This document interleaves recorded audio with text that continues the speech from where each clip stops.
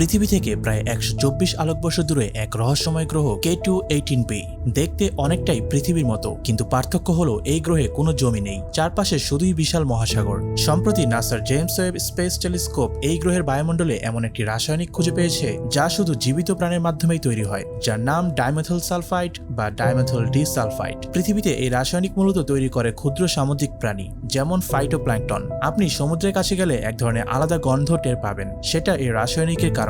এখন প্রশ্ন হলো, এই K2-18b গ্রহের বায়ুতে যদি এই গ্যাস থাকে তাহলে কি সেখানে কোনো ক্ষুদ্র প্রাণী বাস করে? গ্রহটি যেহেতু একটানা জলমগ্ন, বিজ্ঞানীরা মনে করেন সেখানে ফাইটোপ্ল্যাঙ্কটনের মতো প্রাণের সম্ভাবনা একেবারে উড়িয়ে দেওয়া যায় না। এই আবিষ্কার এসেছে যুক্তরাষ্ট্রের কেমব্রিজ বিশ্ববিদ্যালয়ের বিজ্ঞানীদের গবেষণা থেকে, যারা জেমস ওয়েবের পাঠানো স্পেকট্রাল সিগনেচার বিশ্লেষণ করে এই রাসায়নিকের উপস্থিতি নিশ্চিত করেছেন। তবে এখনো নিশ্চিতভাবে বলা যাচ্ছে না যে এটা প্রাণের প্রমাণ, কিন্তু এটি এখন পর্যন্ত এলিয়েন লাইফের সবচেয়ে শক্তিশালী ক্লু, যা একসময় শুধুই কল্পবিজ্ঞান ছিল। এখন শুধু সময়ের অপেক্ষা। ভবিষ্যতের কোনো মিশনে যদি সত্যি প্রাণের স্পষ্ট প্রমাণ পাওয়া যায়, তাহলে মানবজাতির জন্য সেটা হবে সবচেয়ে বড় এক সন্ধান। তখন আমরা বলতে পারবো এই মহাবিশ্বে আমরা একা নই। এই ধরনের আরো ইন্টারেস্টিং ভিডিওর জন্য আমাদের সাথেই থাকুন।